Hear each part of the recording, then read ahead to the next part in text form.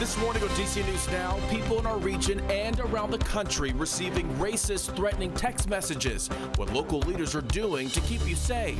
Plus, searching for suspects 2 years later. Prince George's County Police working to find out who killed 13-year-old Jace Agnew. Sunny skies with highs in the 70s. We're tracking the temps you can expect this weekend. Then, control of Congress still hangs in the balance, where things stand with dozens of seats still too close to call. Given away at the back, and Washington makes the pay! Taking the pitch in the playoffs, the Washington Spirit looking to bring another championship to D.C.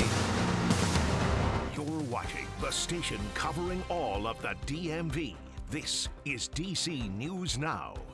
All right, well, good morning, and thanks for starting your Friday with us here on DC News Now. I'm Tanaya Wright. Good morning, Jim. Corey James. Shanika's got the latest on those roads in just a second. Brittany Ward is starting us off with the forecast this morning. Overall, not looking bad as we head through your Friday. Still going to be dry, though, and as we head through the weekend, we will be tracking some showers. So satellite and radar showing you, yes, we are waking up to a few clouds out there, but clouds will give way to sunshine as we head through your day today. And stepping out the door, those temperatures not looking too bad. We're sitting at 61 degrees right now in the nation's capital, 62 as you head over there to Lexington Park, 52 currently in Leesburg, back off to the north and west, still holding on to the lower 40s. Now, as we head through your afternoon, we'll start to see an uptick in those wind values, and an elevated fire risk is in place for much of the DMV as we head through your Fridays. So keep it here. We'll have a full breakdown of that forecast and what to expect coming up.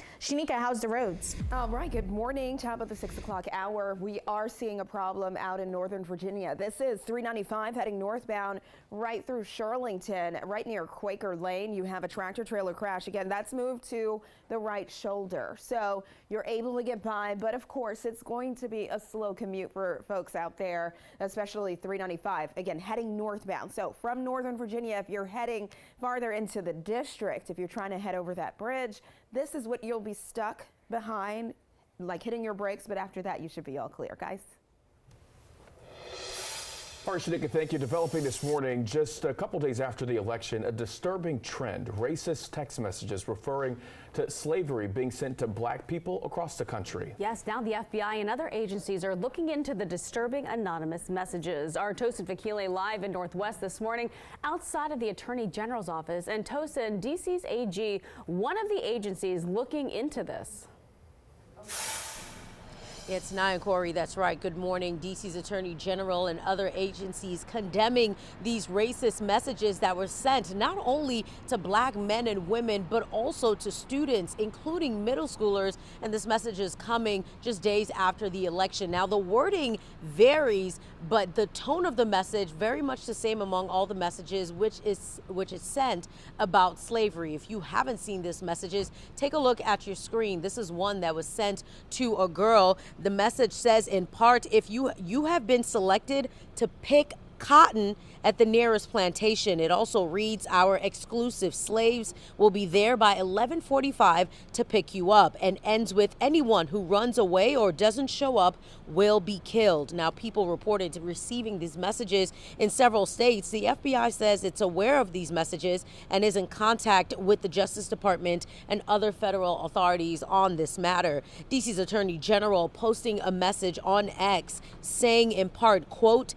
hate has no place in D.C. and we unequivocally condemn it. He and the AGs from Maryland and Virginia asking people who receive the message to report it to their individual Office of Civil Rights Division. You can find the information on these divisions on our website, dcnewsnow.com. And Corey and Snyder, so many questions about this, including who is sending these messages and how are they finding the information just for some black people in this country. And of course, many raising concerns and worried, especially as these messages are coming just days after this year's election. Of course, we'll stay on top of this and follow it, bringing you the latest on this story. But for now, we're live in the district. I'm Tosin Fakile. Back to you.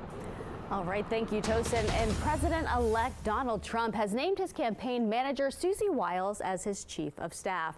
Wiles will be the first woman to hold the position. She has spent most of her political career in Florida. She has been widely credited for leading Trump's campaign to victory, while for the most part staying out of the spotlight. And President Biden addressing the nation for the first time since Trump's victory. Biden with a message of hope and resilience, saying the country is going to be okay. He also promised a peaceful transition of power. Accept the choice the country made. Setbacks are unavoidable, but giving up is unforgivable. Now, Trump has accepted Biden's invitation to the White House as his team gets ready for that transition plan. An update this morning on the control of the House. Republicans are still leading Democrats. Right now, there are 25 races left to be called. So far, Republicans have more than 210 people in the House, while Democrats have just under 200.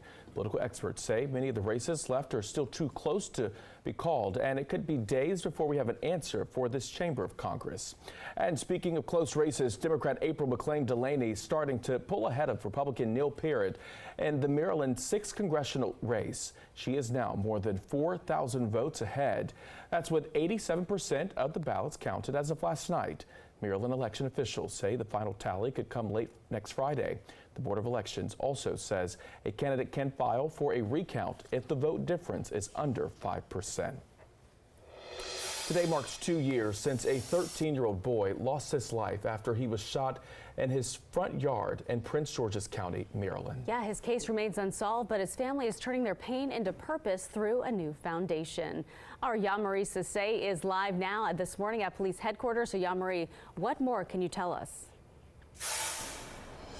Yeah, good morning. 2 years later, and there's still no arrest in this case. And the family of 13-year-old Jays Agnew say they want to make a difference in the lives of at-risk youth by creating this foundation so that no family or even the community have to continue to deal with the senseless crime we've been seeing. Now, 13-year-old Jays Agnew was in front of his home raking leaves back in November 2022 when he was shot, and then he died days later. And since then, Prince George's County Police still haven't made any arrests. Now, there was also no working cameras in the neighborhood, which makes the investigation a little bit more challenging. Now, his mother, Juanita, tells me since his death, they've worked on keeping his legacy alive by making a difference in the community. Just last year, the county council actually passed a camera incentive program in honor of Jays that provides free security cameras to District 8 residents to help deter crime.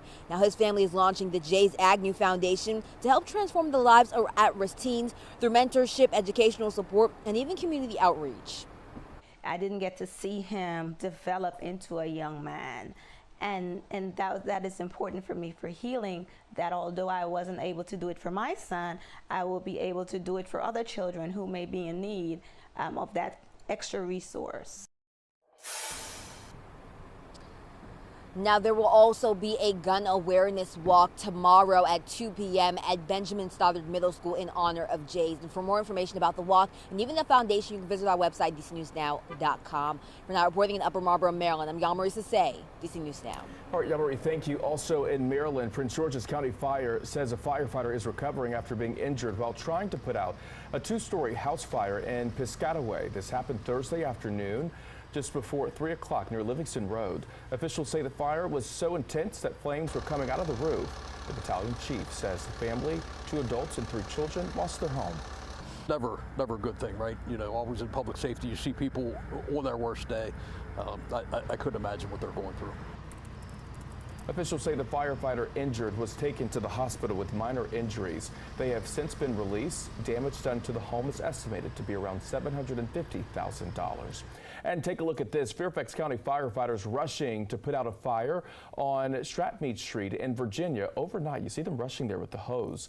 The flames are seen ripping through a detached garage, shooting several feet into the air. Officials say the fire was also getting close to the home and nearby homes.